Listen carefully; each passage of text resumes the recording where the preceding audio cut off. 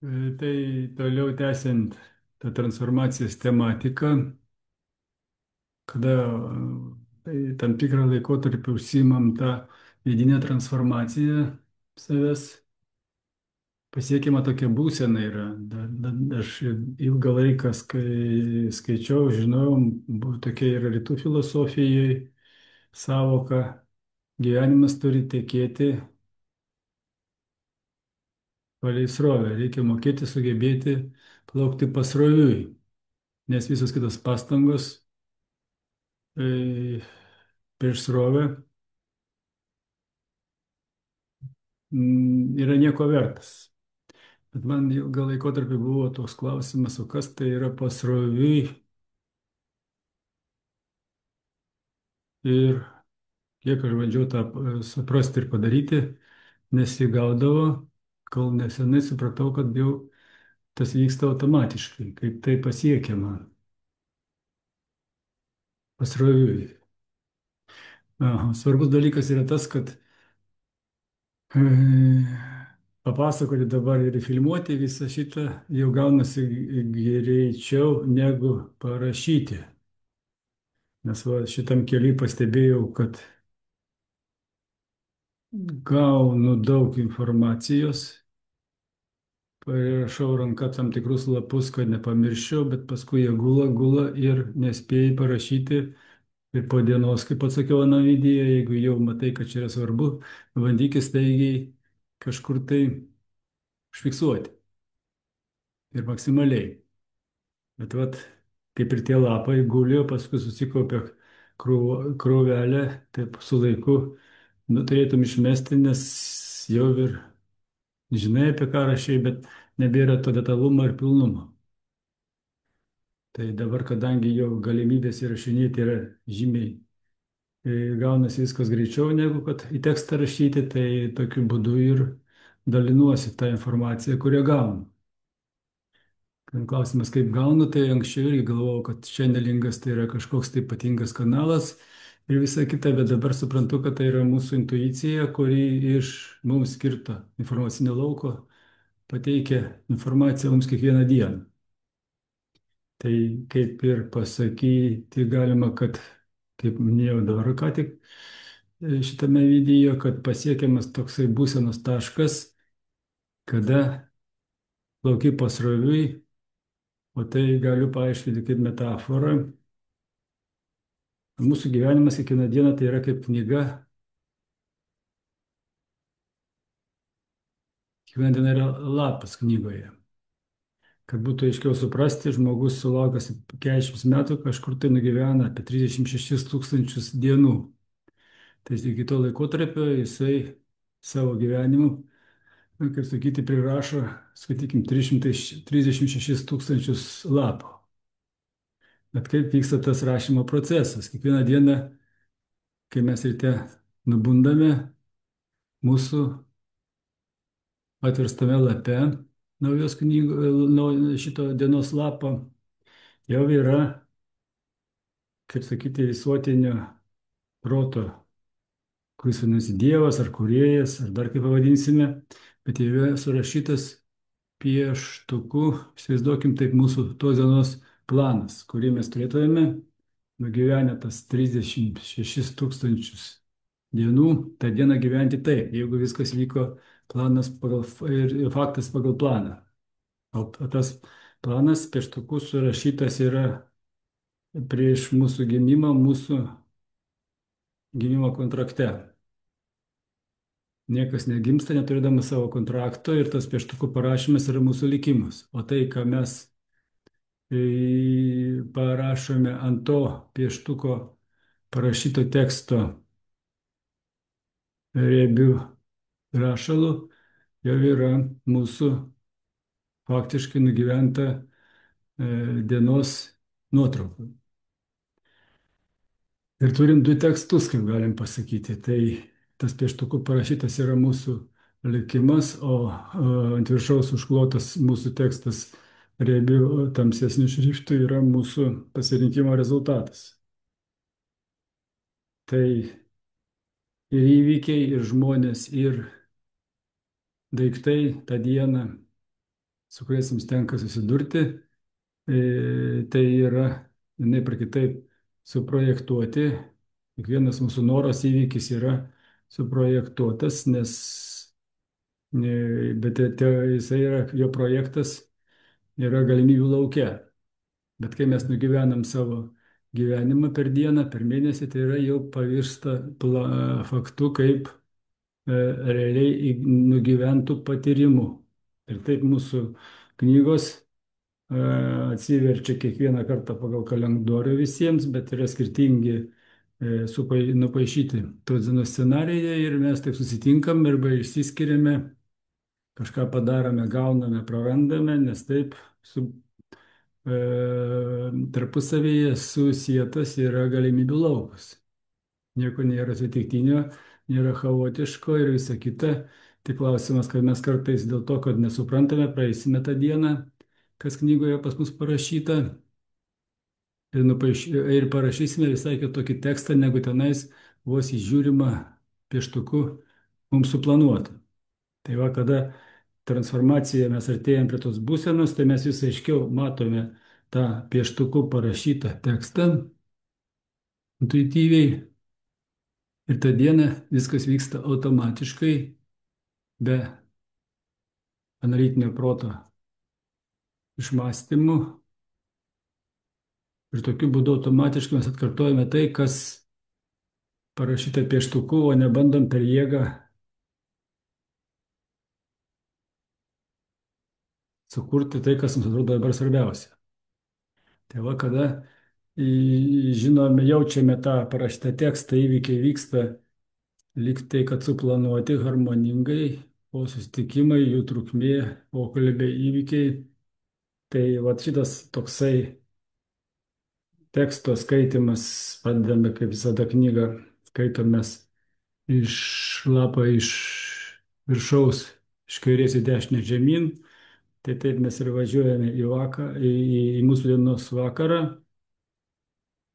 Ir tai, ką mes užrašėme ant šito pieštuku surašytą tekstą, gaunasi mūsų ta dabartinė realybė, tas, kaip sakau, visą laiką angliškai abreviatūra as is, kaip yra dabar. O pieštuku parašyta, kaip turi būti. Ir skirtumas tarp to, kas yra mūsų suplanuota ir ką mes faktiškai nugyvename, tas gap analizė, tai jinai, kaip sakyti, yra mūsų gyvenimo vertinimas kiekvieną vakarą, ką mes padarėme per dieną, kiek atitiko tai, kas pieštuku surašyta. Tai pieštuku yra mūsų to be modelis, kaip turėtų būti, o rašalu mes užrašome ant viršaus tekstą, raidė į raidę ir visa kita, ir tokiu būdu gaunasi du tekstai. Vienas asis kaip dabar mes nugyvename, o to be kaip turėtumėm padaryti. Ir spraga gap analizai mus vertina kiekvieną naktį, kai mes užmiegame, tai ne tik tai miegas, kad fizinis kūnas pailsėtų, o tuo metu vyksta įvertinimas, kiek mes gyvenime supratome ir išmokome skaityti šitą pieštuku rašytą tekstą.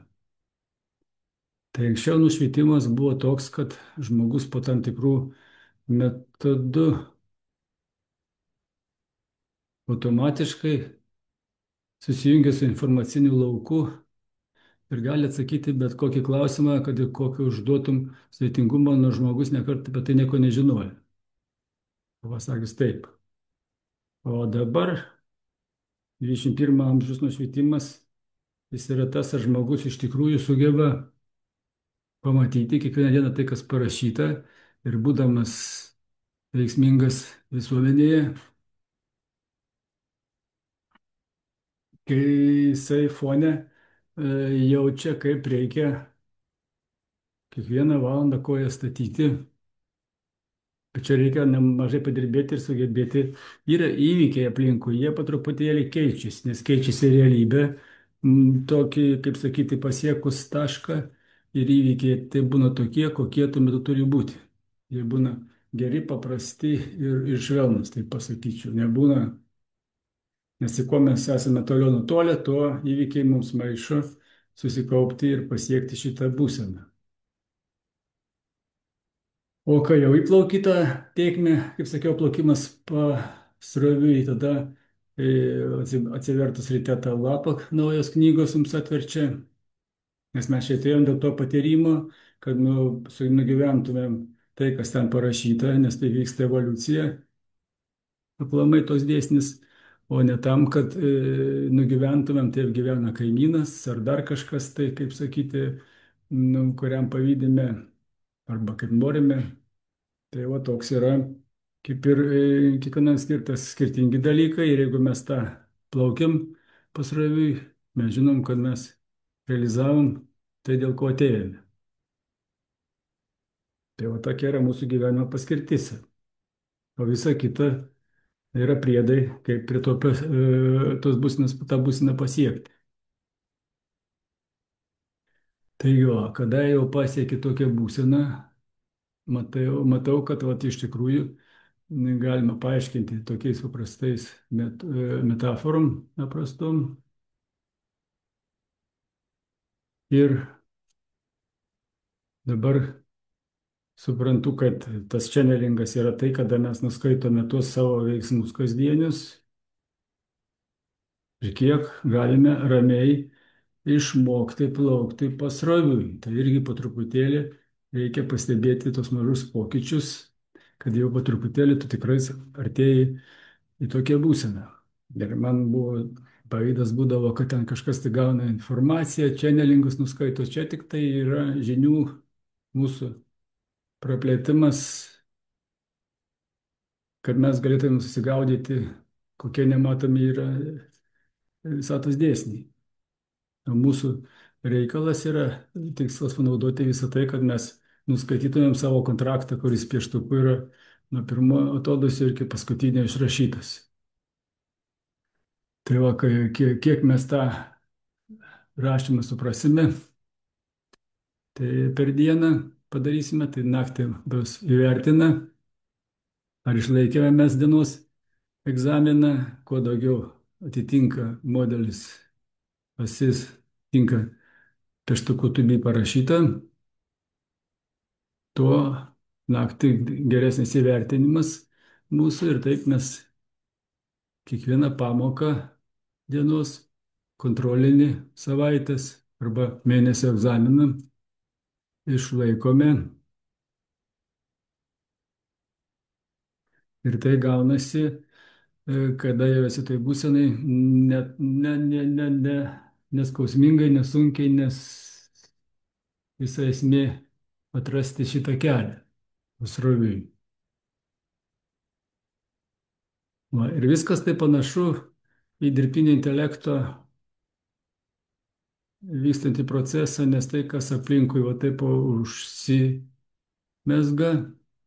pats procesas save tobulina su kiekviena diena. Jis arčiau pradės suprasti, kad viskas, ką darai, tai yra teisinga, ateina ramybė. O ramybė, skaitykim, laimės būsena, balansų ir harmonijos, nes tu ramus, kad tavo veiksmai teisingi. Tai čia ko gero didžiausias transformacijos, vidinės transformacijos rezultatas ir prizas, nes ten kažkur tai panirti kažkokią tai būseną, būti dideliu guru.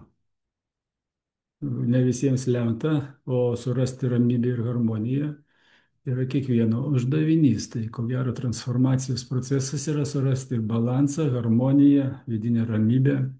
Laimė yra proto būsena, o protas priklauso nuo išorės sąlygų, kada jos yra tokios mums palankios. O kadangi išorinės sąlygos priklauso nuo mūsų būsenos, tai dirbame mes su proto būsena ir po truputėlį išorinės sąlygos atitinka tai, kas parašyta mūsų dienos knygoje pieštuku. Nes kuo toliau mes artėjame prie tos, ten šitame pieštuko surašytame tekste yra mūsų harmonija,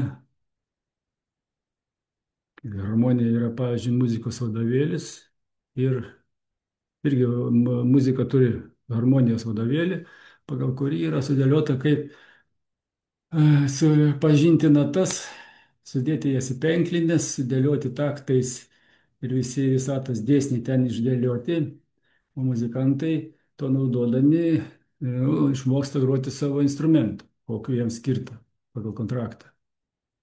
Na, o sujungus juos į orkestrą mes gauname simfoniją.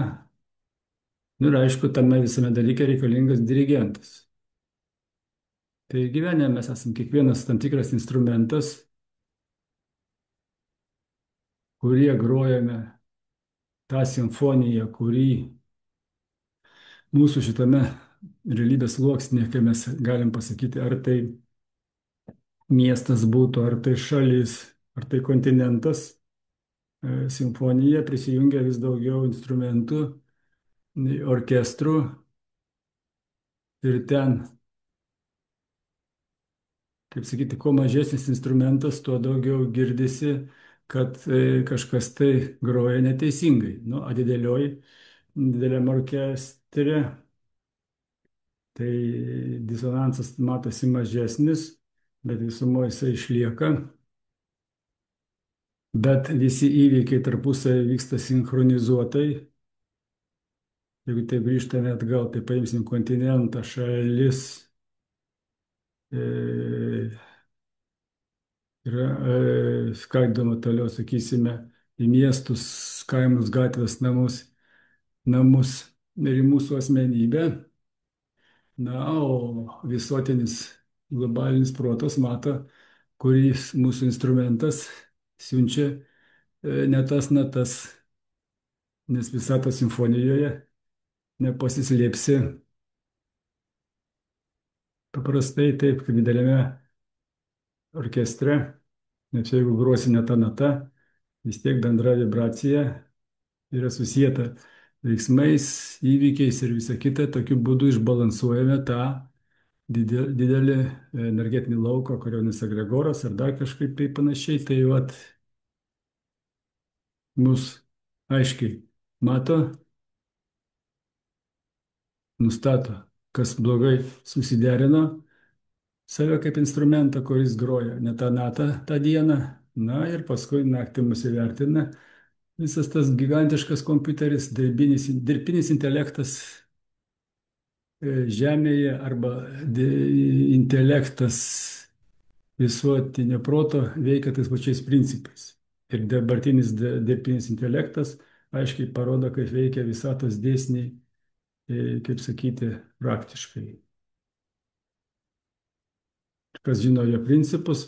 Ir gyvenimas tampa tai, kad dirbtinis intelektas įdėtas yra jau šablonas tavo numatytas, ir tu matai, kai visi dalykai sugroja tavo vieną ar kitą kūrinį nuo žanro priklausomai, ar tai bus rokas, ar džiazas, bliuzas, kaip sakyti, kiekvienas turi savo melodiją uždėtą, kuri sieloje girdima.